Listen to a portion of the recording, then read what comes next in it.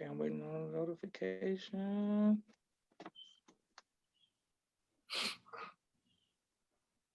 Okay, perfect. And we are live. I want to thank everyone for tuning in to a very special edition of Off the Record on the People's Podcast this afternoon. We have an amazing guest with us today, one who is going to give us some great information as well as inspiration, and that is the director, producer, assistant director, and so much more, Brother Ishmael Muhammad. Assalamu alaikum, sir. Like Islam. I want to first start this interview. Before we get started, I want to say that I want to thank you and your family. Since I was a child, I remember you looking out for me, my mother, my father, and all my siblings, and always making things happen from the time that we was in Vegas to Savior's Day. Anytime I seen you, I didn't know what your position was. I didn't know what you did. I was just like, that man got influence. He's like Jay Prince. He's like Suge Knight or something. He go in the room. He come out. Next thing I know, we moving. So shout out to Brother Ishmael for being a make things happen type of person. Praise be to Allah. Yes, sir. Okay, Ishmael. Also, about a few years ago, I got a call from my father. We were in Atlanta, and he said, "There's a brother who wants you to work on a movie set with him," and I got to work on a movie set with you. And when I came to the movie set to see the respect of so many just rappers, actors, singers saying, "Muhammad, Brother Ishmael, where's Muhammad? Where's Brother Ishmael?" Let's start with that. How did you get the respect of so many people in that industry, and how did you get into that industry? Wow. I've been in and or around the entertainment industry for a good portion of my life. Yes, just as in the 80s, I was a rapper in LA. Okay. And I put out a small record. It did very little. It just got played on the radio. We was happy for that. Yes, sir. Okay. So I knew a lot of rappers back then. Tone Loc and D Barnes, the one that Dre beat up. Yes, sir. I was terrible that that's it. She had records out and interview shows, but D Barnes, the one that Dre beat up. Yes, sir. Yes, sir. Just a lot of people, even just, old school cats like, Grandmaster Flash and Melly Mel and all them cats. Like I was around and, I was like the person that when some people came to LA and they wanted to know their way around or they wanted to get around, I knew where to go. And so people just started referring me. Like if you hit LA, go hit Ish. And they were like, who's Ish? And then I started traveling back and forth. I used to hustle plane tickets before it got real, technology got to really be on top of everything. But, I used to be able to get people to travel, and I could get a plane ticket and it'd be like 150 round trip. So then a lot of rappers and dancers and actors was always trying to like do auditions or be at this event and that event. So that's another way that I got to know people. We won't discuss how that happened. But it was LA's a town full of hustlers and gangsters and all that kind of stuff. So that was kind of when you're growing up around all that, the dope game was, in my opinion, at the time was just a weak man's hustle, because you just feeding somebody's addiction. You don't have to really even do nothing intelligent to sell dope. You just got to have it in your hand, and somebody gonna walk up to you and be like, "I need that," and then you got the money, and it's whatever. So at a certain point in that life, that I had a conscience, and I got hit with somebody coming at me saying, don't sell this woman dope because she stole money from her baby, and the baby's father had dropped the money off to the young child. And so then that moment had hit me, and I started, it was like a Matrix moment. Like I started to see the world totally different. So I got out of that, and then, got into like hustling, credit cards and plane tickets and just different things like that. So that's initially how beyond my me doing music, knowing a lot of people in the industry, because people was trying to move, and nobody's really trying to spend money, so they were able to come into town and or go to an audition. Like there's a famous choreographer, Fatima Robinson. Yes, sir. She wouldn't be as famous if it wasn't for me. Mm. And I mean, not because I had anything to do with her dancing, but she was able to go to every audition. It's like, oh, L's doing a video, but you got to fly out there to be there. She'd be like, Ish, I need to get to New York. So I was able to kind of facilitate that, and that expanded her reach and allowed her situation to grow. We're still good friends. We still speak periodically, but that's something that she shared with me. That's great. And speaking of her, I knew her from watching the VH1 like throwback stuff about Aaliyah and her working with that. And on the flyer, I used to promote this interview, picture of you with Aaliyah. What was it like being around Aaliyah, and how was she as cool as everybody made her seem? Amazing. She was an amazing person. She was a special soul. She, I got the opportunity to do security for her based upon NOI Security, who, was started by Brother Sharif. And I was a Western Regional Representative for the company. And so Aaliyah was a major, one of the major clients that we had. We had big names from, I can't think of everybody, but I mean, we did Michael Jackson, we did, what's that, the sister's name that sings, that got all the sisters, lives in Atlanta, from DC too. Anyway, so we had a lot of big major clients, and everybody wanted the FOI, and it was important that when we became a national corporation and became organized, we had just a different professional appeal. And so that was a beautiful opportunity. So with Aaliyah, when I first came into, to pick her up and the whole nine, she was very sweet, very kind young lady. Any requests that we made of her, she was just always there. And so I had done a few different events with her, just securing her. And we had went to this premiere, this movie premiere. So after the premiere, we went to this club, and we in the club, and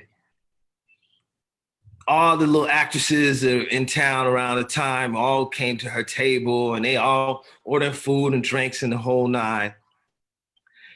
And then they started to just disappear. All of a sudden, the waiter come up here and says, well, who's gonna pay for all this? So they all stiffed Aaliyah with the bill. So Aaliyah looked at me, she said, I didn't bring that kind of money with me today. And I said, well, fine, and that's his fault. I said, pay for what you owe, we out. So she put her money there. I spoke to the waiter and said, look, you should have, separated the bill or figured it out. You can't stiff her with this whole situation.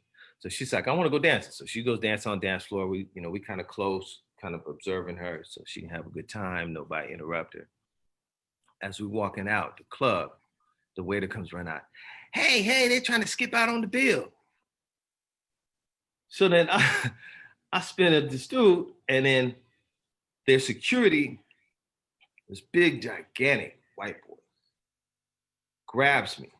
Now, I'm known in the security world at that time in LA, because we've been against contracts all the time. Yeah. So I know a lot of the key players that do the clubs or do events, so his security grabs me.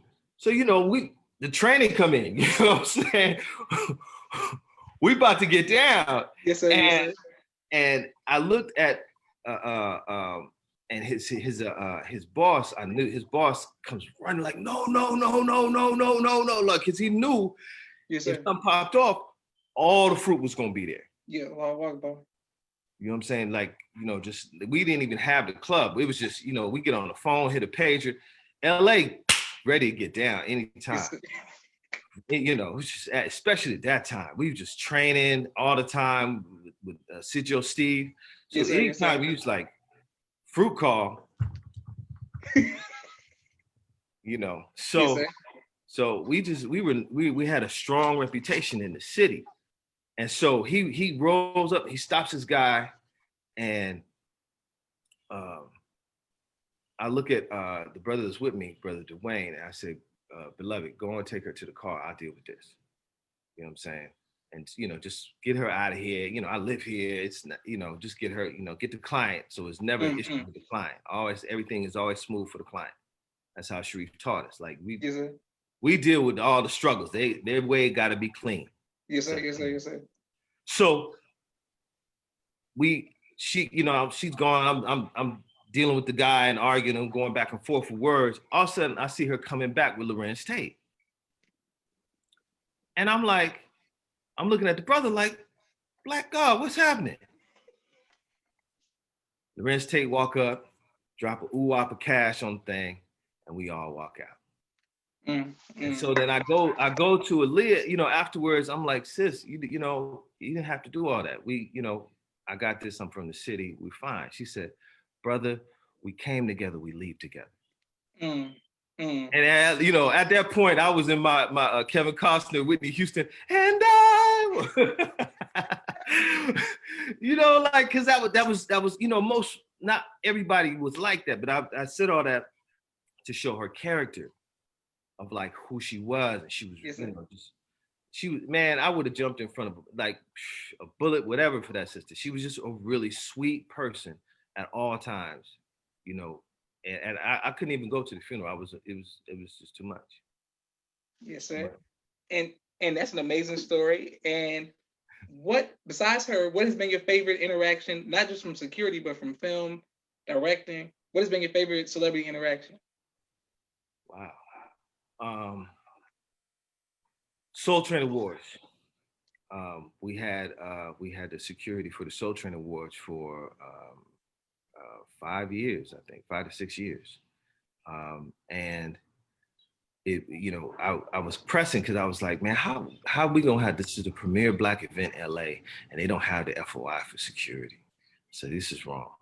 So I kept calling their office. I would call in the morning, but Sharif had sent me to a sales training class because I had to, just if you're gonna sell security, you gotta learn how to do sales. Yes, sir. Yes, sir. He sent me to a sales training class, and the one thing that they taught was that you have to understand the movements of the person that you are trying to reach, and that it's always better to start what they call the Guggenheim method, to start from up top and work your way down, because Guggenheim is a museum, and you go from the top of the floor and you start working your way down throughout the museum. Yeah. Yes, so you trying to reach the top man, and then pitch your whatever you're selling.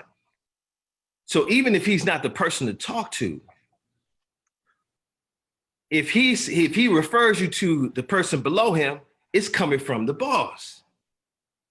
Even if you don't know who you are, even if you haven't even done your whole pitch, he's like, you're not supposed to talk to me, you're supposed to talk to Sam McGillicuddy. Okay, so can you transfer me? So now I done got transferred from Sam McGillicuddy, from the boss to Sam McGillicuddy. Yes, sir. And he's like, and so I learned all those techniques. So I had to learn, I'm trying to reach Don Cornelius. So each time that they would do an event or a show, I would call, and people come into their office in 3 different stages. They'll either come in the morning because they like it very quiet and they like to start off the day. They'll come in like early noon, 11 o'clock, because they're not early risers, and they have a good team. Yes, or they come in the evening, and then they see how the day worked, and then they can work in the quiet of the evening. So when you're trying to reach somebody and you can't figure out what time they come in and you're not getting your calls returned, then you start doing a routine of morning calls. And you start to listen, and you'll be able to hear in the conversation from the gatekeepers or the secretaries, if he's even in the building. Mm, mm, mm. You know what I'm saying? Yes, sir. And then you call and he's like, "Good morning, man. I speak with Joe Smith. He's not in right now. He's not in right now. Okay, he ain't even there. Or can I take a message? Okay, boom. All right. Then it's like, hold on. If you get a hold on and then they come back, and that could just, then generally that means they ran your name past them. They don't know who you are.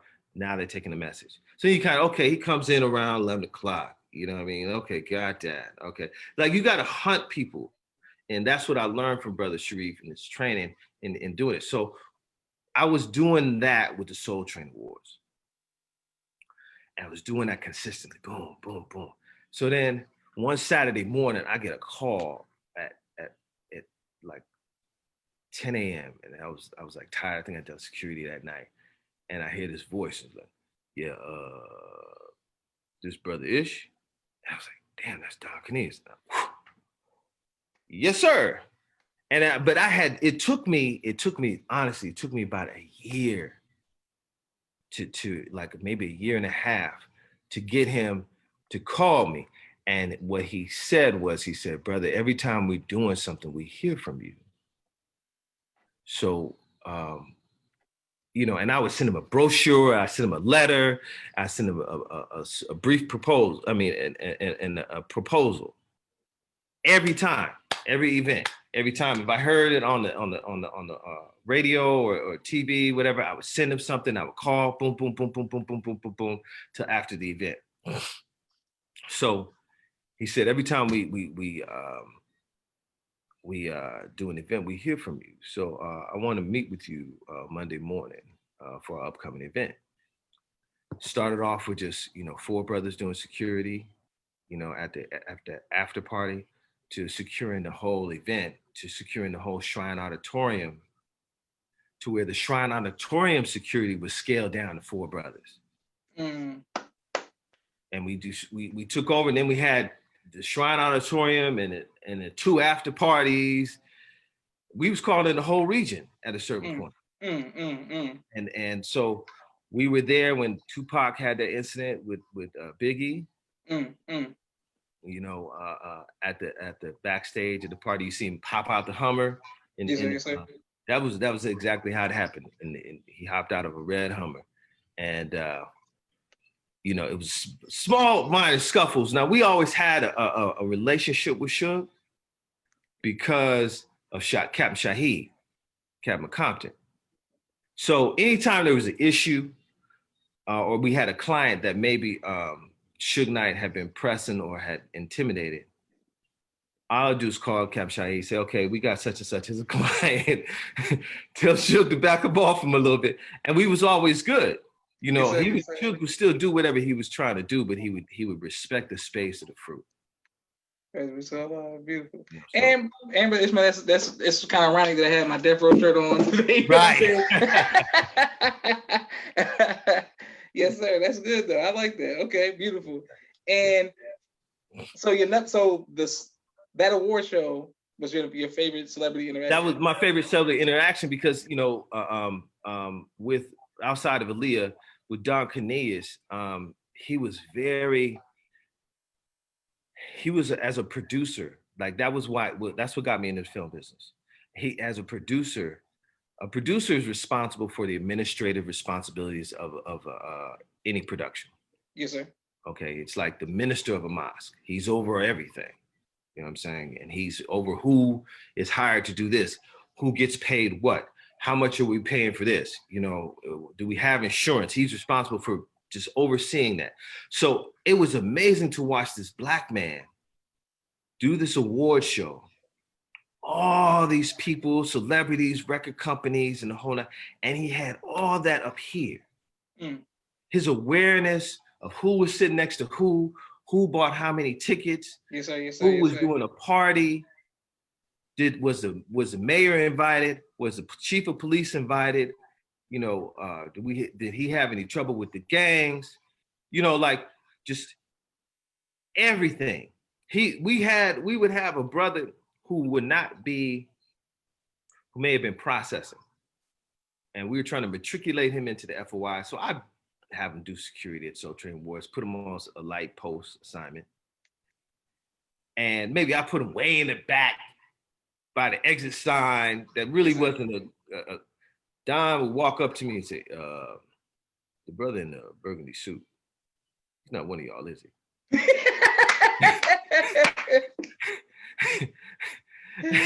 I mean, just immediately. And I was like, no, sir, but he'll be gone by lunchtime. He was just filling in for another brother. And we just want to give him an opportunity to kind of see what everything was. He was like, all right, yeah, no problem. But he was, he just was aware of everything. So that was just amazing to see someone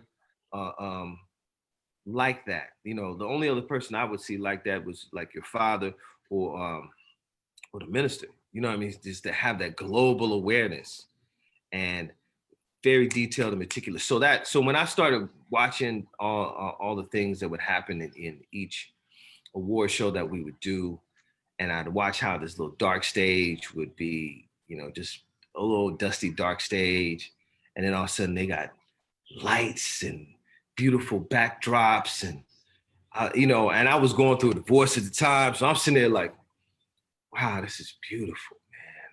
I want to do this.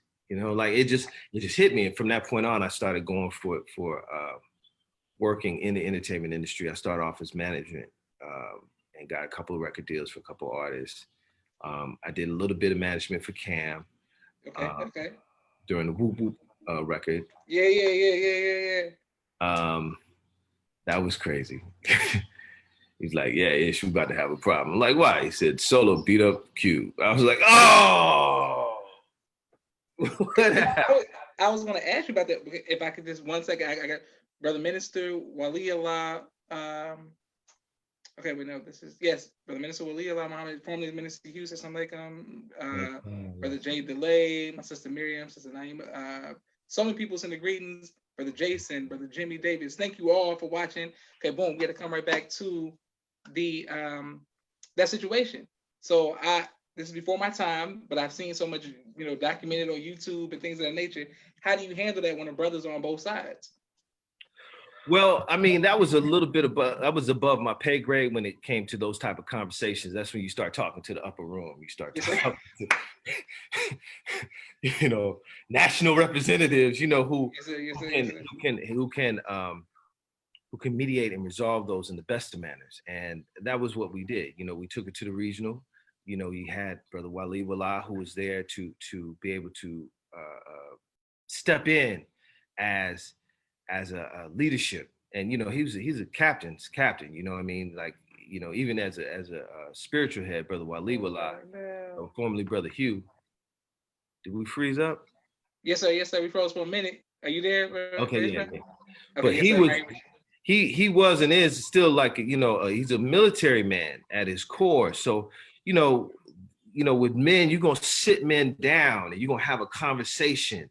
And there were legitimate issues with Q, and Q had his position as a business owner and running his business, but then we have to take into account that we have been under the oppression of a very wicked people for 400 plus years, and we can't do business like them. And that we have a different level of expectations when it comes to how we are interacting and dealing with each other. So there's a level that we as Black people are going to have to go when it comes to business and having compassion and understanding. And it can't always be, you didn't handle this right, or you didn't do this in that manner, and that's just business. We coming from suffrage, we coming from pain, we're coming from affliction, we're coming from, just not having nothing, trying to get up. Sometimes we get some money. Hell, I got to know what it feel like just to blow it. Yes, sir. Just blow, like walk in the restaurant, yeah, I want all that. I gotta know what that feel like for a minute. I want to walk in and get the respect of I want that car with everything on it. I gotta feel like that to even feel like a man again. Yes, sir. You know what I'm saying? Before I was looking out the window at the car driving by, looking at the guy with all the pretty ladies driving by with the car. Now, I got an opportunity to have that experience. And I may not have the maturity to manage my money right, to sit down with, listen to my business manager. Pardon the link. I don't want to do that. I want to get this Rolls Royce today. I want these shoes. I'm about to go out. I want to stunt. Like it's an ability just to feel empowered and to have a degree of confidence. But it's also, that we know that we're entitled to that. We come from kings. We come from queens. The next level of growth from being an adult is being a God, which is a spiritually balanced human being. It means I have a relationship with the higher power. I'm physically grown. Now I'm a God. That means I'm now spiritually growing. So it's, so I have to have dominion over my earth, over my environment. Yes, sir. Yes, sir. Yes, sir. So I can't just say I'm God and then I'm on WIC and food stamps and all those types of things. And I want, so you have situations as a preface, you have situations with artists who may have had money management challenges. You know what I'm saying? Or on the other side, you got cats who got money, who came up in the game and said, shit, you better figure it out. You know what I'm saying? I got mine, work your thing out. Yes, and so they don't have the level of benevolence and beneficence to say, here, let me show you how to do this. And they don't extend the brotherhood like they should. And even though, in this circumstance, like I said, it was above my pay grade. I don't know all the dynamics, but generally it's going to fall into just one or two categories. You know what I'm saying? Somebody not feeling they was compensated properly. Somebody was promised something and, it wasn't promised. It wasn't delivered. And, now you talk like real soul, real from the streets, and you ain't gonna run over Cam. You know what I'm saying? It's just that's not a thing that's gonna happen to our brother. He put hands on you, he lay hands on you. You know what I mean? And that's what brother found out. You if you're not just, we're gonna go back to what we know. We're not gonna sit there and spend a bunch of money on lawyers and the whole nine situation. We're gonna handle it like men in the back alley. We're gonna deal. And Q found that out. And Q, had to sit down with the leader and work that out. It looks like I got a freeze on you. I don't know if this is mine. Wi-Fi. Yes, sir. Can you hear me now? Can you hear me, I can see you now. Yes. Okay, yes, sir. I can hear you. Wonderful. Okay, so we're not frozen no more. Okay, we're not frozen no more. Yes, sir. Okay, yes, sir. I just want to make sure. Okay, my next question is, how did you how you got into the industry, but how did you get out of the street life into the nation? Okay, so I had at the time after doing records as a rapper, I had to get like a job, and so then I applied for being a corrections officer, and in the LA County Jail. Excuse me, and I did that, and my experiences there was really intense. The jail is it can just in the term jail, it's you dealing with the worst of society, but it wasn't really naturally that, because I would see people that I went to high school with, and I got pulled different emotionally, because now it's like, oh man, I know this dude, like. And they inside the jail system is, and especially LA County at the time, was very aggressive. So if you didn't hear and obey anything that they said, they jump on you. Boom, cops, immediately, sheriffs, boom, boom, bah, bah, bah, bah, bah. As soon as you go over here and stand in this line. Why? Blah, blah, blah, blah, blah. It wasn't even a conversation. It was just automatic. They jumping on you, they beating you down, a whole nine. So as an employee, then they sit up there and they say, well, who are you with? Are you with them or are you with us? You're not with them no more because nobody's gonna like you because you're a cop. Now you got this new family. Like they start brainwashing you into this whole situation. So I was smart enough to at least be like, yeah, I hear you saying that. You know, but I know what cops do on the streets out here to me, you know, and I ain't gonna have my uniform on when I'm in the streets. Yes, sir. Yes, sir. You know, so I went through a lot of experience there and I had a lot of challenges with fellow employees, but I was able to deal with the inmates a lot better because I knew how to shot caller. Okay, look, this is what we need done today. We need the whole deck clean. Can you do that? Can you make that happen? I'll have an extra half an hour Soul Train on. You know, that was a thing for them because they see the girls and the whole night. So it was like, all right. And I would get stuff done. So then it started making me look like they were trying to figure out why I was able to get things done. So I was investigated for being a gang leader. I was investigated for being a dope dealer. I was investigated for being a pimp because I had a beautiful girlfriend at the time.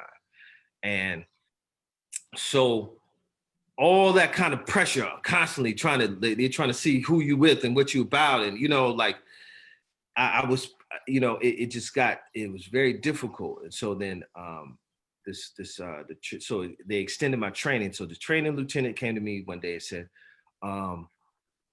something's either wrong. Either somebody don't like you. He was black. He's from Chicago too. And he said, either somebody don't like you or you're stupid. He said, so you got to learn your training within 1 week by memory. And I did it. And he said, all right, somebody don't like you. He said, from this point on, you do what I say do. You stay away from what I say stay away from. Mm-hmm. And I was like, okay, yes, sir. About a couple days later, they fired me. And it was like I had got past all the pressures and you come to your locker, your clothes is all hanging all over the place because they done broke into your locker and they you know, because you came to work looking fly. So they throw all your clothes all crazy. They throwing trash in your locker because you know, like I was going through a lot of like coworker intimidation. And you know, I thought, damn, I'm young. I'm like in my early 20s. I'm trying to figure this out. I'm trying to just have a regular job. But these white folks is effing with me because I'm not like them. And I'm not no Yassa boss. You know, so then it was like all these things was happening. I go and say, man, somebody broke in my locker again. They're like, oh, they're just playing with you. I mean, that's just stress, you know, for us. Yes, sir, yes, sir, yes, sir. Because who gonna put something in my locker? You know, like all kind of stuff. So then, so ultimately, I come to work 5 o'clock that morning, 9 o'clock that morning, I was back at the house. They dropped me off because my girl had the car. It was like PTSD at that point. I didn't even speak. I couldn't even speak for like almost like a month. Like it was just like a lot of stress, a whole lot had going on. So then I was like, I came to a point, I was like, we got to do something. And I was going to start my own organization. We'd get guns. We're going to do like the Panthers and the whole nine. And then I started studying different organizations and why they rose and why they fell. And, you know, you know, after you read the book Malcolm X, you know, you looking sideways at the nation. Yes, sir. But that was the only thing that still, like I went to Wharf Dean's thing and they just an old man that wasn't really doing nothing. You know, and I'm young and I'm happy and I'm ready to do something. And I'm telling people in the industry, you know, that I knew just chatting it up. I'm like, man, I think I'm gonna go check out the nation. They're like, well, if you're gonna go check out the nation, you got to go see Captain Halim. I was like, Captain, what? Captain Halim? They got a military. He's like, yeah, you got to go see Captain Halim.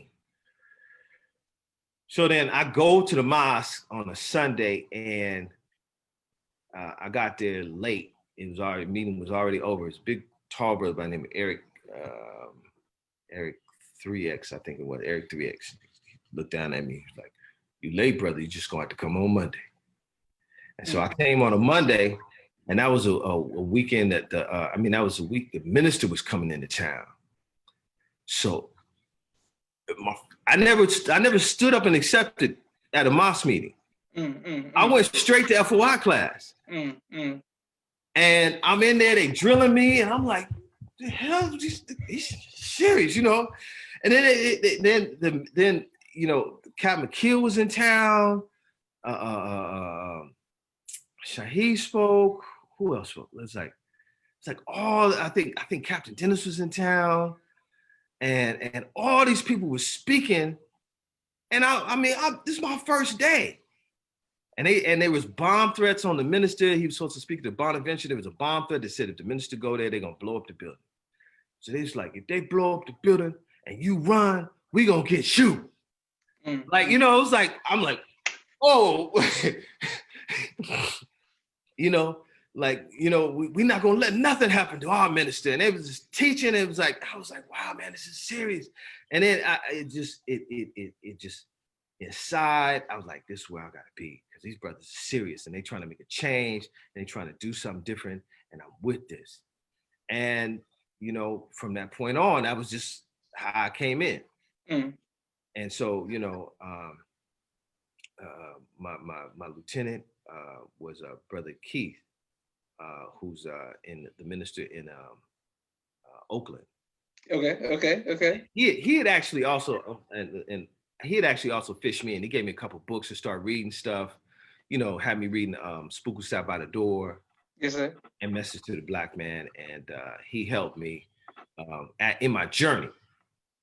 And then I became his squad leader, and I was the squad leader processing. I'm talking to registered men. I'm trying to give them instructions, but he took my spirit and put me straight to work, and so that was how I kind of came into the program. You know, that. And how did your parents feel about that? Oh. Don't have them niggas coming to the house. We don't want no problems with the FBI. You ruining your life. Till years later, it would be, I'd be watching the minister. I'm trying to write my letter. I'm watching the minister. And the brother told me that the only way you're going to be able to successfully write your letters, you got to just focus in on the minister and the God and the pray. So I'm writing my letter, and all I'm doing, I'm not watching nothing else on TV but the news and the minister and writing my letter. And so my parents is hearing this back to back all the time on you know, at the house. And after a while, my dad would be in the kitchen. And then after a while, he was at the dining room table. Then after a while, he was sitting on the couch with me, watching the minister. And then, you know, I play something, and my mom be cleaning around the house. She's like, "That's right, listen to that, Mel." You know. So, you know, it went from this fear and animosity to, you know, and they saw how the brothers were, you know, to the point where, you know, if somebody called my house at the time and say, "Hey, I'm at the airport, brother's supposed to pick me up," my dad go just pick him up, bring him to the house. You know what I'm saying? Like it's just a whole different thing. So it went full circle. When my mom got sick,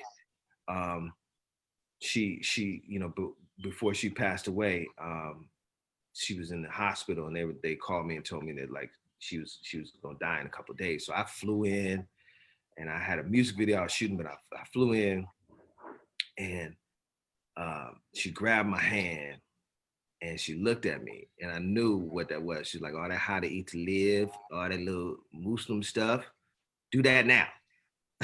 And I'm like, you done drove the car all the way without oil and gas and then wore it down. Like, you know, now you want me to fix it, but we gonna do what we can, Mom. And I changed her whole diet in the hospital.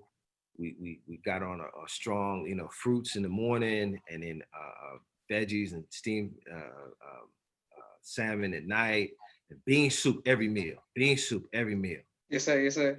And no candy, no junk, no nothing. I mean, and I had to fight the hospital to do this. Like I fought them literally. Like we had to send emails to administrators, the whole nine. By the grace of Allah, 49 days later, she was released from the hospital and was able to go home. All praise be to Allah. Praise be to Allah. You know, so I did what my instruction was to get her out of the hospital. She said, I walked in here, I want to be able to walk out. We wheeled her out in a wheelchair, and she passed away at home. But she lived almost 2 to 3 months beyond the time that they talked about. Allahu Akbar. Allahu Akbar, yes, sir. Beautiful, brother. Beautiful. Okay, that's great. I wanted to ask you a question about the gap between young and old, as far as in the industry and the native security. Just how can we bridge that gap as far as in the industry where when I was on the video set with you, it was only me and one other brother who was Zach, and you was like, oh, y'all gonna do this, y'all gonna. How can we get that done in every cities or multiple? Like, how can we get in? What's the way to, like, how can we help bridge that gap? I think by those opportunities, and I think that even in the nation recently with Brother Sadiq doing that, with grabbing some choice young brothers to do security around the ministry that he's been doing. Yes, sir. That's a key element. The problem sometimes what happens with dealing with young brothers is the struggle in the process. So there were a lot of struggling days for me to get into the film business as a production assistant. I was older, so I wasn't coming out of college, or film school. I was older, so I jumped into the business later on in life. I had children. I had, a different situation, but I'm still only making $100 a day, $150 a day, and it is here and there. And so the inconsistency doesn't always make it appealing to somebody that's young, because they're like, yo, look, I want to get that guap. I want to get to right there now. But I literally had to struggle financially for about a year or two in the business before I became recognizable, before I understood how to get work on a film set, and that my name became passed around. So you gotta, like a lot of, they think it's automatic. I'm working on a film set, then I'll be working that next week. You might not work for the next month, but you got to be focused, and you got to be able to do what you can in between to get on these film sets. And I had to literally go to film sets, introduce myself. Hey, how you doing? I'm a production assistant. My name's Ishmel. And you're the production manager. Next job you have, if you need any PAs, I'm down for you. You know what I mean? And then as I'm PAing or production assistant, which is just the lowest position in the whole thing, you getting coffee, you cleaning up trash, you filling up a water cooler, you going picking up stuff, you just doing whatever you got, whatever they say do, you do. Yeah. And you do it with the level of, and then they got attitude because they're arrogant, and it's the entertainment industry. But you got to be able to just, in the training as being an FOI, that's what made it easier for me, because I was able to kind of like hear and obey. Yes, ma'am. No, ma'am. So people liked me based upon that. I wasn't coming to set high. I wasn't tripping. I didn't have no attitude. They liked the fact that I functioned as a soldier. So my training as a fruit made it better, for me to function in that environment. And so that's what helped me propel quickly. Then I also started negotiating my deals differently. So as a PA, if I wanted a higher title, like being because I would see I'm looking, because I didn't know what I wanted to do. I wasn't really into the art department. I wasn't really technically wanting to deal with cameras. I saw this dude on set that was looking like one of the captains in the nation, and he was running things like, go over here and do this, go over here. I said, I can do that. You know what I'm saying? Like I can do that. I would do that in the ranks, So his name was Mike Ellis. He works for Spike Lee. He's Spike Lee's first assistant director. So the assistant director runs the operations of a set. He does the scheduling and tells every department what's coming up and what we're going to shoot. And he sends the different department heads, which are like lieutenants. So whenever you see key grip or key gaffer, actually in nation terminology would be lieutenant. When you see best board, that would be like squad leader. Yes, sir. Yes, sir. Yes, sir. Yes, sir. Yes, sir. So you see that in the credits. That's what that's that next man down is the best board. So when I started figuring all that out, I'm like, oh man, this is the training of the nation. I could do that. The producer's the minister, the director's the captain, the assistant director's the first officer. got it. You know, and so then I wanted to be a first AD, assistant director. And because that didn't require too much other than just understanding what was going on. So I had done it a number of years, and I figured I've been being a production assistant for about 4 years. So I was like, okay. So I go to the producer, and she hired me. I said, look, I'll do PA work. I'll go pick up all the stuff. I'll do everything, but I want to be like the first AD's second AD, his assistant, and I do it at the same rate. So you're gonna save $200 hiring me. So then they were like, okay, we'll talk to him.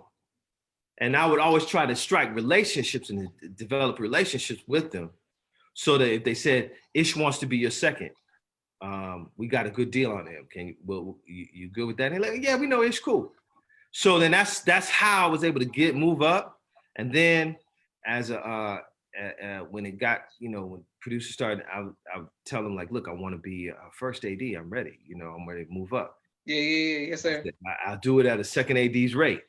I'll give you a cut rate. Instead of it being $800-900 a day, I do it for $400. Well, every producer's trying to save money. They're like, all right. So now I got credits on my resume as a first AD. They don't know how much I got paid. They don't care if it's big, little, but now I done got 5 jobs, 10 jobs, 20 jobs. Now I look experienced. And now that people will hire me at that position, now, so now, I've done like 40, like 20 some odd films, 40, 50 music videos and 30 commercials or something, so with all that under my belt, now it's not an issue, but you got to hustle it. When people talk about hustling, they don't really understand the dynamics of how you have to hustle. And, sometimes you got to take a little less to get in. Sometimes, like Puffy, he was carrying, Heavy D's bags. Yes, sir. Yes, sir. Like different things like that. You got it. That there's a level of humility you got to have to get into this business, because everybody wants to do this to some degree, because they think it's glamorous.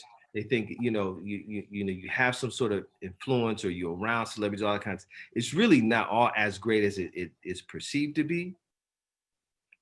But I enjoy it. So if you don't really have a love for art and entertainment and that kind of thing, because you go through a lot of trials, and you got a lot of people who care less about what's going on with you. They they shoot, or they got their production, and that's all that matters. You could be, your kid could have got ran over by a car, and they'd be like, are you going to be at work tomorrow? It ain't no understanding. And if you say, no, I got to go, and they're like, oh, we understand, we feel bad about you, but they go hire somebody else. Immediately. Okay, we'll go deal with your family, and we'll go hire somebody else that can be here. Damn. So it's challenging on your family dynamic too, because now you gotta compromise your time with your family. So you really have to double down in other areas, when you're trying to manage your family. And I've been a single father for a good number of years for my middle 2 children and my current baby. So that dynamic also, and they live with me. So it's like, that dynamic of, I got to be gone for 12 hours out of the day, and trust that I got teenagers at home, ain't tearing up the house or going crazy or doing nothing silly, you know what I mean? But I would invite them to set sometimes if I was working with somebody that was, they liked like A$AP Rocky or something, I'd be like, come on set, and they just get to see A$AP, so then they start to appreciate me being gone. But then, you got to, as a parent, you got to navigate the terrain of like, okay, I got to send food to the house, make sure that they fed, make sure did they get home on time. I got to do this all while I'm working, managing, the domestic, my domestic life, with just children and me and them, and, me being the Mandalorian, Yes, sir. you got to figure out situations to make it work. So, I got into all the technology early of the Postmates and all that kind of food and making deliveries. And then they grew up understanding, how to, clean house and do all that kind of stuff. And so, these are challenges. I'm saying all this. These are challenges that sometimes young brothers are not always willing to go through, to suffer through. And there's an aspect of anything that you're trying to do in the entertainment industry, and I can speak on that side. Any dreams or goals, there's going to be some suffering. There's going to be some trial in front of you. And you got to work through that trial. And that's the beauty of the teachings.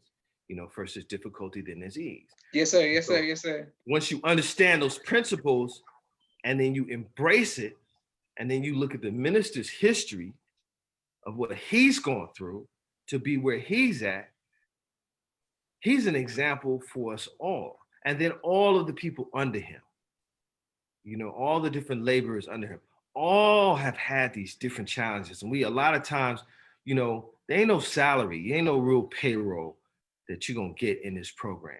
There ain't no retirement money. Yes, sir. Ain't no death benefits. You know what I'm saying?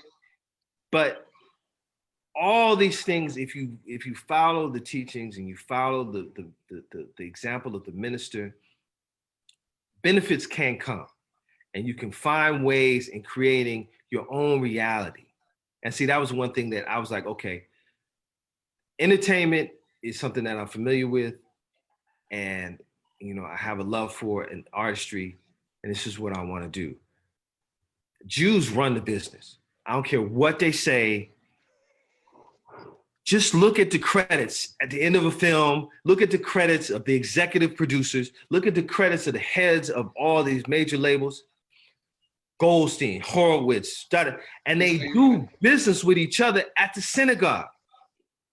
They come to each other's home and say, hey, I'm down on my luck. I need a new film. Can you help me out, Harvey?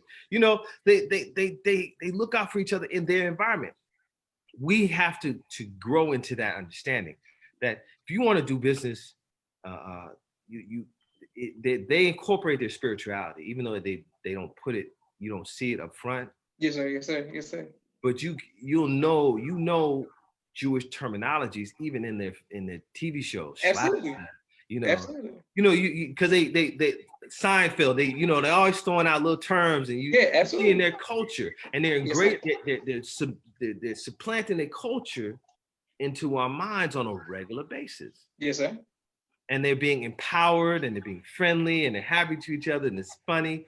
But you're not seeing that they keep us out of opportunities. They keep us out of business.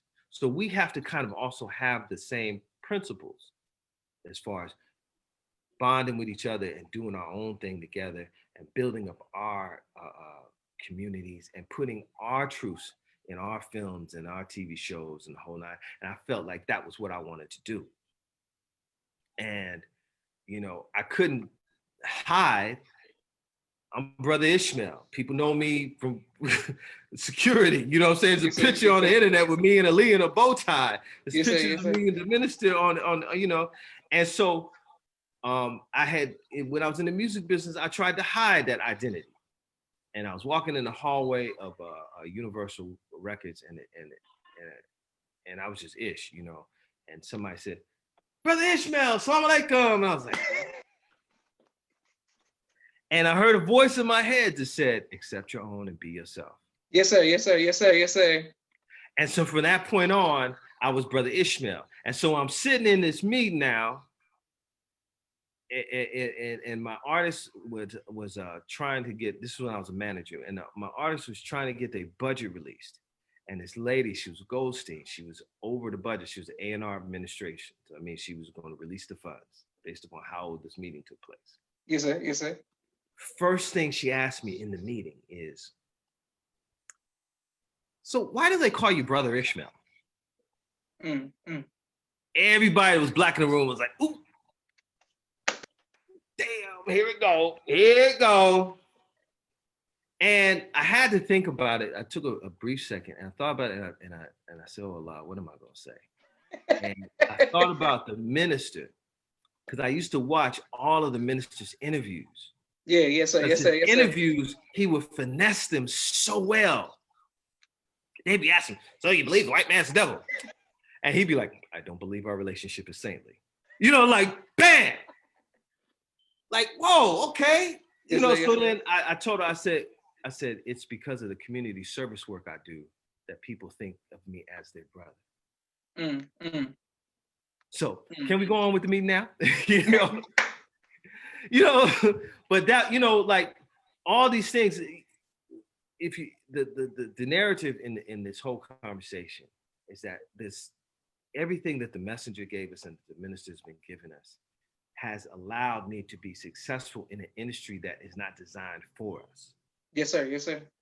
Because there's tools that we can utilize, the work ethic that you get in the training in the FOI. Hell, every day on set is like Savior's Day. Every day on set is Savior's Day. It's that level of intensity. So I'll be hearing Brother Sadiq's voice in the back of my head. Yes, sir. Where you at? Go, and all that kind of stuff that, the level of intensity, but that training took a little hustling Negro from South Central LA and allowed me to be a proficient individual in the entertainment industry. You know what I'm saying? Drilling, to be able to hear and instructions and then move quickly and then respond quickly. The power of a drill in mind and body control, and to be able to receive multiple instructions and then respond to all of those is like being on set. And it's like, I need you to get this and get that and move this and do that. And you got to be able to remember all that. All this training in this program elevates you. Praise be to Allah. And so it takes you, and then we don't smoke, we don't drink, we ain't chasing all the women. So now it's okay for us to be around. I can walk into a dressing room of a bunch of females getting dressed in the music video world, brother. Yes, sir. Yes, sir. They don't have no discretion. Yes, sir. Yes, sir. Yes, sir. And they trying to test you to see, where you at. And from that film that you worked on, Yes.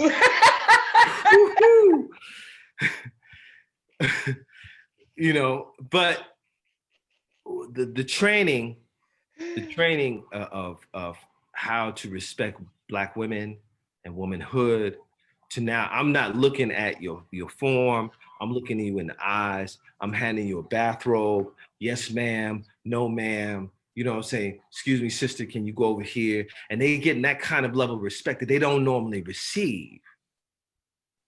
So then, that elevates you. Oh, we like Brother Ishmel, he handled it. So that's why the name, and so then that also is, I'm working in something that's greater than myself. I'm not this program. You know what I'm saying? I only represent this program. Yes, sir. Yes, sir. Yes, sir. You know what I'm saying? So if I misrepresent this program, I got an answer to. The captain, the minister, Brother Ish, we heard you was on set talking to the sister. I can't do none of that.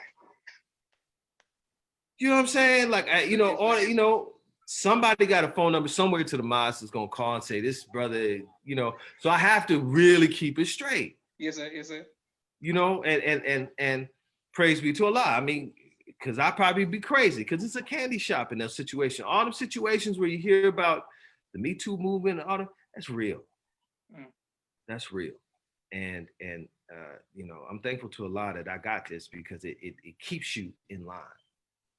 And it allows people to trust you, to hire you, to want to work with you, because now you have the ethics and the integrity that they can trust. And it's and that is what, the honor of being an FOI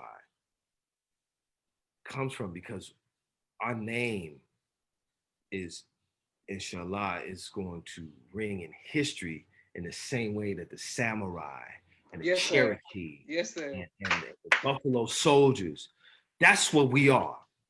That's what we striving to be. We're gonna be written in history. Oh, you was an FOI, that's what we working towards. And even though we have humble scenarios and humble beginnings, and we may not have, all these things, we the things that having the dope busters in our history, of having the Million Man March in our history, and having, peace treaties between gangs in our history. These are the things, and we take as much as FOI. We get disrespected a lot because of our being humble and submissive, honest, and, tolerant, all those things of being what a fruit is, but we still, we sell it, we pushing the papers and we selling the papers, and they think that's all we are, and it's just pies. But then, when it comes to a time of need, they call it FOI. We had, when the Nipsey Hussle thing jumped off, the chief of police and the mayor called the mosque, called Minister Abdul Malik, who was Tony Muhammad at the time, and Captain Halim on their cell phones. We need your help. How you need our help? You LAPD, you know what I'm saying? You the city of LA. We just Little Mouse 27. How you need our help? Because the people love and respect us, because we love and respect them. Praise be to Allah. And when you talk about thousands upon thousands upon thousands of people came to Nipsey Hussle's site where he was murdered. Thousands, not 10,000, not 20,000. You know what I'm saying? Yes, sir. Yes, sir. And the fruit did the security. The police, we backed them up. No, officer, go back. No, we'll deal with this situation. We were in charge. I'm a lieutenant. I don't talk to sergeant. I need to talk to a lieutenant. You know what I'm saying? Yes, sir. Yes, sir. Lieutenant, now we're talking as peers. I'm a lieutenant, you a lieutenant. Let's talk. Okay, this is what we need to have happen here. We need those squads over here to do this. Our men will take care of the interior. You guys take care of any breaches on the streets in the city, and we had a very successful, smooth situation. But they called us on FOI night. Now, if you hadn't come to class, we would, if our class wasn't robust that night of having a good number of brothers, and we had to go to a scene of an event, of a situation where the police got ran out. They were throwing bottles and candles and all kind of stuff, but the police got ran out, and they were pepper spraying them, and we had to come there. So everybody that was at class that night was there on the scene to lock down this scenario. And that gave, that added to Minister Abdul Malik's skills of negotiating that. Yeah, we're here to serve our people, but these men have families and they have responsibilities, and we know that you have a budget for this. So you need to compensate these men for their time here. And so the Brotherhood got paid. So for all the times that we slinging pies in the hot sun and the papers in the hot, pay for these moments. We got top dollar to secure Nipsey Hussle's, the site where it happened, the property, to the motorcade as it's going around the city, and the funeral. So it's a lot of times we think it's a thankless job, but Allah sees our trials and Allah blesses us in those situations. And and for us to be the only men that are unarmed, that don't have the power of arrest to put you in jail, but to get your compliance based upon our integrity and our ethics of what we strive to be. That says something, man. That says something about the man and the men that we follow. I don't care what nobody say. Can't nobody say nothing to me about the messenger, the minister, the God. None of y'all have done an iota of what they've done and accomplished and made men. Praise be to Allah. Praise be to Allah. Yeah. And I'm just thinking about it. It's just, that's the truth of what this is. That's the truth of being a fruit. That's the truth of it. And to neglect it, to disrespect it is heinous. To not to not, do the security on the parking lot. Man, be glad that that's where Allah wants you. Yes, sir. Yes, sir. Yes, sir. Yes, sir. That you're going to see something that maybe the next man may not. Yes, sir. Yes, sir. Like we have to just really embrace and love this thing because everybody loves what they got. The Israeli got the Mossad. That's right. That's right. You know what I'm saying? The Italians got the Cosa Nostra, got the mafia. Absolutely. You know what I'm saying? And really, deacons of defense, back in the days, and all these different things. These were men who stood up for their community by any means necessary, holding a standard. So whether they go into crime or whatever, and we don't, that's why we even have history of shutting down the mob. Yes, sir. Yes, sir. Yes, sir. I heard that interview. I'm doing a documentary on that.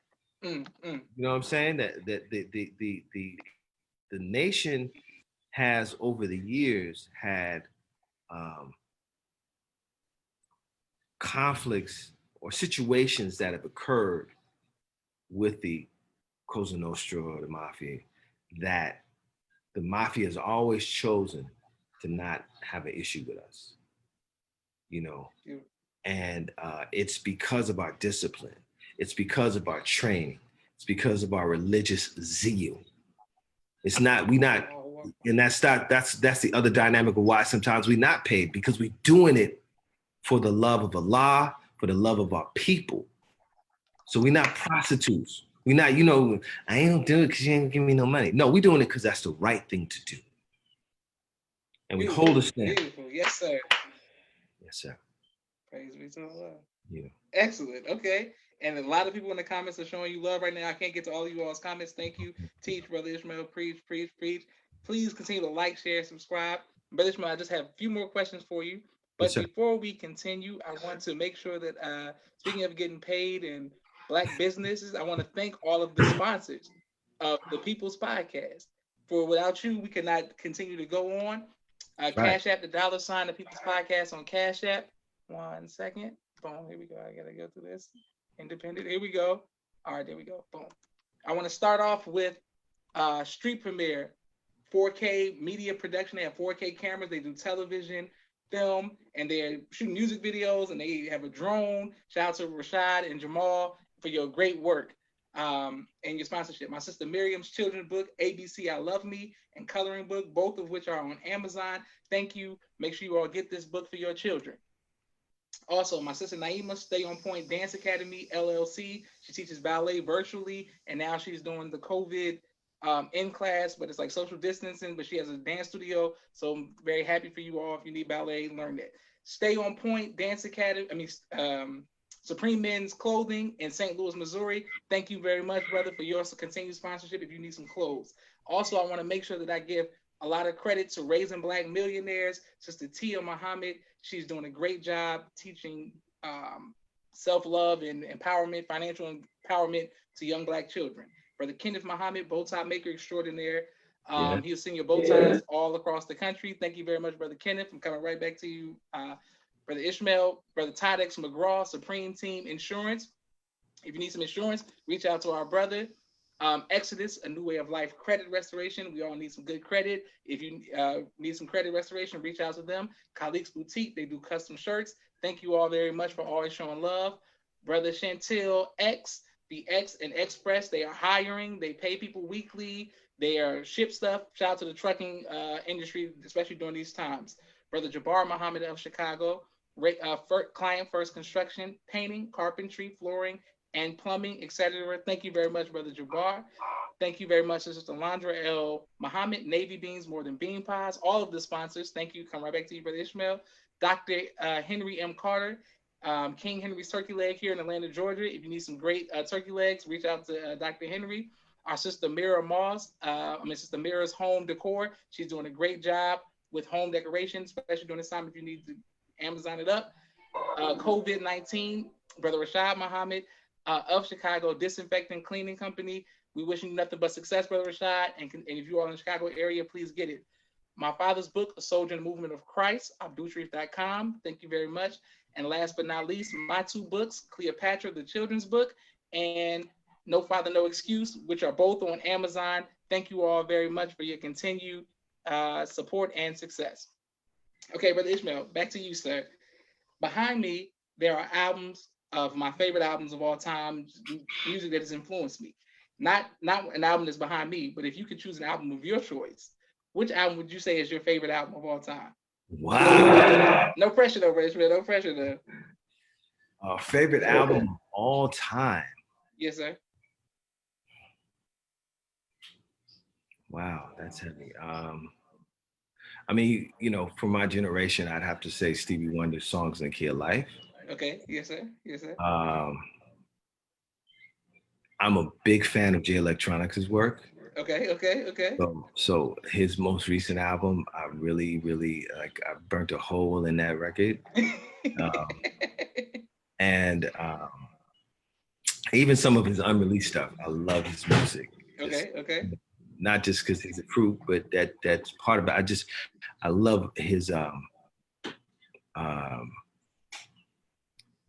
expression in his delivery of as an MC. He's able to emote emotion in his songs that really resonate. I have a very eclectic ear, so I would say Stevie Wonder would go there, but I also I love the Who. Okay. You know what I'm saying? Yes, sir. You know, I love classic rock. I love Jimi Hendrix. Yes, sir. Yes, sir. Like it's hard for me just to say one album, but you know, like you got Hendrix up there. Yes, sir. I got that album. You know what I'm saying? You got the Beatles up there. I got yes, sir.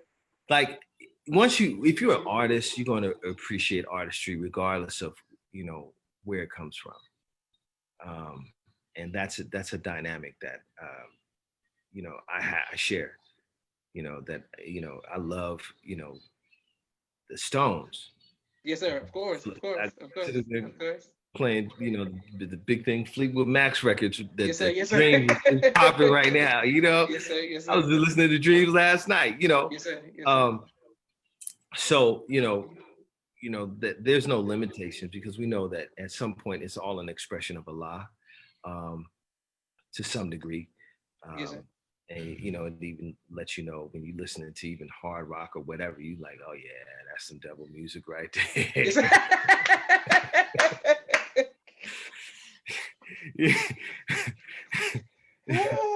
Rob Zombie, you know what I mean? Like you sit there like, yeah, okay. Yeah, you in your nature right now. I see. Yes, sir. Also with the Jay Electronica, all praise to the Mahdi, we found our language. I like some of his songs as well, so I know, some of his music, and I'm wishing him nothing but the best. But Ishmael, being South Central LA, Compton, this era, the 90s, one of the most dangerous time periods in the history of rap music, but in the nation, I mean, my God, the war stories, all of this. Have there ever been a time that you were faced with fear? And if so, how did you overcome that fear?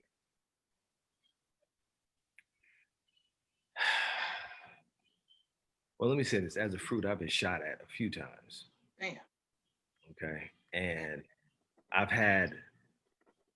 tell you, I always got stories. So I'll tell you, yes, I was processing, and we had done a poster push to announce the minister's coming. He was going to be speaking at the forum, not the forum, LA Sports Arena. So we're doing a poster push, and we get it, and the minister comes on an FOI class, and he does a phone conference thing at the time, and he speaks to us, and he tells us, to go out and go in the way of Allah and the whole nine, and then come back in before midnight because that's when the flesh eaters are out. I'll never forget that quote. And so, in the time-honored tradition of Captain Halim, because he is a hear and obey captain, the minister say, be in at midnight. You will be in at 11:55 and not a minute later. So we went out, we did the posters, we put posters all over the city. We had main streets that we had it. So like when people woke up the next morning, they just saw Farrakhan all over the city. Yes, sir. Right? And we hit all of South Central LA. So we did a poster push. We come back in, we get back in on time, and we at the mosque having some coffee and whatsoever, and a few brothers still left. Oliver Beasley Brother Oliver X. Beasley. I remember seeing him leave the mosque. I'm sitting and he was living in the FOI house. And gave him the greens. He went off. And then the cap, like maybe 20 minutes later, half an hour later, Cam Haleen came. He said, "Brother, do you know where the FOI house is?" And I'm like, "Yes, sir." He said, "Okay, let's go." They're shooting at the FOI house. So we hop in the cars, we drive out there. I go out on one end of the block full of sheriff's department police cars. And Cam Haleen went around the other end. So then I tried to get in. I took off my bow tie. I was like, "Hey, I'm just trying to go to my house." They're like, "You can't go in right now. The whole block is blocked off." So then I go around to where the Cap was. When I come around, I see a line of, I see Cap and his lieutenants and the mosque investigator all in a line. Looked like a showdown at the OK Corral. You know what I'm saying? Like how the cowboys, they all walk in a straight line. Yes, sir. And on the other side was these police officers, and there's pistol, shotgun, pistol, and it was all drawn on these brothers. Cam Halim is walking towards the guns. I'm sitting here like, my eyes is big, like silvered out, like, whoa. And he's walking to, and he's saying, "I'm coming to get my men. We're not armed, but my men are in here. They'll listen to me. I'm coming to get them. Don't kill my men." And I'm watching this man. Now I'm processing. I ain't got my ex. I'm not a registered believer. You know what I'm saying? I'm watching this man walking to these guns like they had water pistols in their hands. Yes, sir. I see the one of them, the one sheriff with the shotgun, he was going like this. He was nervous. It was like, I didn't see no fear there. My heart was beating. I'm in my car. I didn't get out the car. My baby. I didn't get out the car. Yes, sir. And but I watch. I'm sitting there and I'm shaking. Fear. I didn't know what to do. I'm not registered fruit. I and had the training. You know, this is a real deal situation. Brother Oliver Beasley was shot dead on the streets. Brother David Hartley was shot in the shoulder by the sheriffs. I'm like, what do I do? And I'm sitting in the car and I hear, of all people, Dr. Collard's voice. He said, "Anything that ain't right, that's in sight, run it over." But you know, because that they'd had trucks that were in a situation, and he had said that, you know, the trucks in the situation, he gave them in those instructions. So I was like, okay, if they start shooting, I'm gonna just run over everybody, you know, run over the cops and then drive off and drive the car off the cliff. You know, my brain started going all crazy, and, you know, thinking I'm gonna do all kind of James Bond kind of, you know. But that was a moment of like utter fear, and then seeing real men show no fear. Allahu Akbar. Not one of them brothers that was walking, not Brother Alfred, Brother Eric, Brother Keith, Brother Cam Halim, Brother Rodriguez. That was the lieutenant staff at the time. Those were all the men that were there.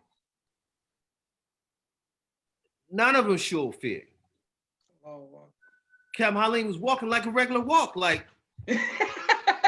"Come and get my man." And the police is going, "Back the F up, back the F up, and they backing up. The police was backing up as he's walking forward. He got face to face with the cop, and they going back and forth with words, and he's saying, "Don't kill my man. I'm coming to get them. They'll listen to anything I say. It's all good." And it was just the most fear I probably ever had in my life, but it was the greatest lesson I had in my life, to fear no one but Allah. Yes, sir. At that moment, that was that great lesson. So from every other time that I've been shot at, as a fruit, standing with Captain Shaheed. We at the Caesar's Palace, and the Supreme said, "Hey, brother, there's rumor in the streets that they're gonna rob the casino. So why don't you make sure that none of the believers are downstairs? Let's get everybody upstairs, and Shaheed, you go with Brother Ish." So we go downstairs, and this was like during a Mike Tyson fight. So it was like a lot of people. And we go make sure everybody is no believers is downstairs or whatsoever. As soon as we get downstairs and we looking, pop, pop, pop, everybody's diving on the ground. Like they slide into third base, you know what I mean? you know, black folks is extras, man. The only 2 people standing up was me and Captain Shaheed. And we looking like tat, tat, tat, tat. Making sure none of our people, nothing's happening. That, you know, people sliding all behind on the ground on us, crawling and the whole night. We the only men standing up. Not crawling on our bellies. I learned from these men that you can't kill me. Allah, it determines my life and my death. Allah Akbar. So I don't have the option. If I could run, trip, fall, bust my head, and die. So I ain't gonna die like that. Praise be to Allah. Yes, You know sir. what I'm Yes, saying? sir. Yes, sir. It'd be like that damn fool Brother Ishmel stood up, they were shooting, but you know, hey, he wasn't scared. Yes, sir. Yes, sir. Yes, sir. Yes, sir. Yes, sir. But you know, I mean, that I learned to fear none but Allah from this program, from this training, from these teachings, from you know, seeing the examples of these men. I mean, you know, like I said, you know, so yes, there've been moments of fear, and even in some of those moments, you have the adrenaline rush, you know, but when you have the training of how to now master your thoughts of what am I supposed to do, and understand that thought travels at 24 billion miles per second, and now you're in high speed thought mode, and you start calculating your actions, and you start thinking as a soldier. Okay, what do I need to do? What are the circumstances? What's going on around me? You know, are the people safe around me? What, you know, you examine your perimeter. Like you starting to think in a whole different manner. You're not like, oh God, what is that to do? You know, like that's a Negro mind. That's a nigga mind. Yes, sir. Yes, sir. Yes, sir. The mind of a soldier is sitting up there calculating the next action. Allahu Akbar. Is he aiming at me? Does he have the ability to shoot me? Can I get around the situation? Did that scene in Neo work? I was just joking, but you know, I'm just saying, like in truth, that's that. So I have had moments of fear, you know, even in current times, that you feel it, but you doing different things. You're doing different actions in those moments now. You know, I've run into, you know, we're doing security in the projects. I've run into a building that was on fire. Thank you again for your sacrifice. Yes, sir. You know, like, pardon me. Yes, sir, I ran into a building that was fire, and it wasn't fearful. You know, there was no fear. You know, it was about, I got to go save. So my fear turned into saving this Black woman. You know what I'm saying? Like the urgency, the fear is now, I don't want her to die. So that's what it is. I could talk all day, but like, you know. So. Yes, sir. No, I want to make sure that for your children, their mothers, and things of that nature, we want to thank them for their sacrifice as well. Thank you for your sacrifice, Bro Ishmel, for holding it down. Man, I mean, all these great stories. I mean, you make me and our stories. We're like, man, we got work to do. We got work to do. Ishmel, what do you do for fun? Ooh, surfing. Okay. Cali boy, you know. Okay. Horseback riding. I'm an avid swimmer. You know, I do a lot of like little different things. You know, I always try to just, I've gone skydiving because I had the fear of heights. I really, you know, like it was weird. And I was like, man, I got to get over this. You know, like I got to fight this. So I went skydiving, like, you know, just to conquer that fear. Yes, sir. You know what I mean? Like it was like, and trust and believe. Yeah, because you jumping off a plane into nothing. Like if you jump off your couch onto the floor, you jump off the edge of the pool into the water. You jump off a plane into nothing. And that reality didn't kick in until I got to the edge of the door. And you know, I did it tandem, so that means that there's a guy behind me, you know, attached to me. Yes, sir. And I got to the edge of the door, my legs did not move. Brother, my body took over when my brain was doing one thing. My body was like, oh no, bro, we're not doing this. You tripping. We not good. You might want to go, but me, my feet wasn't going. Yes, literally, it just locked. And the guy grabbed my head and he went out the plane. And right after that, it was cool. It was like, and it was just wow, just seeing the world from that perspective. You know, so those are fearful moments that I've had, but the minister taught us to conquer our fear. Yes, sir. Beautiful, brother Ishmel. What do you want your legacy to be? Say it again. What do you want your legacy to be? My what to be? Your legacy.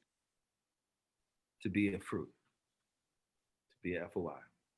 That I was a consistent soldier in the cause of Allah. I'm not saying that for anybody else. That's the greatest legacy that I could have. You know, shooting movies and all that kind of stuff. You know, I desire to do all that and tell our story. But I wouldn't have a story to tell if it wasn't for this. Beautiful, beautiful. Praise be to Allah. Yes, sir. Well, on that note, I want to thank everybody for tuning in to People's Podcast. We're going to put on YouTube, Facebook, Twitter, and Instagram. Please like, share, and subscribe. Brother Ishmel, I want to thank you so much. I learned so much, and I can't wait to see you in person, inshallah, because I got so many off the record questions to ask you now. Yes, sir. But please let you know that we love you, and thank your family, and let them know that we love them as well. And and you inspire me, and you inspire my brother for being a creative, doing shit in the industry. That means a lot to us, because man, it's motivation. Do it, brother. It's a wide open field. It's a wide open field. You all are very talented, and it doesn't matter. See, we don't get caught up into I'm not on this TV show. I'm not doing this big thing. Your thing is big. You just have to find your audience and build that audience. It's just Tyler Perry laid a great blueprint. He was a joke. Sir, everybody was laughing. Oh, you just doing shit in the circle. You just doing it. But look at him now. Yes, sir. Look at him now. You know what I'm saying? That's the key. Just we build our own audience. We find the minister said, million men, he got 2 million. So you just consider your audience. You say you want 1 million subscribers. You can get that. You just put it out there. Kun fi kun, be in it. Yes, sir. Yes, sir. Yes, sir. Yes, sir. No, thank you for that, Ishmel. No pressure. No pressure for that. But thank you, Ishmel, and thank you all for watching the People's Podcast. Assalamu alaikum, sir. Walaikum salam, sir.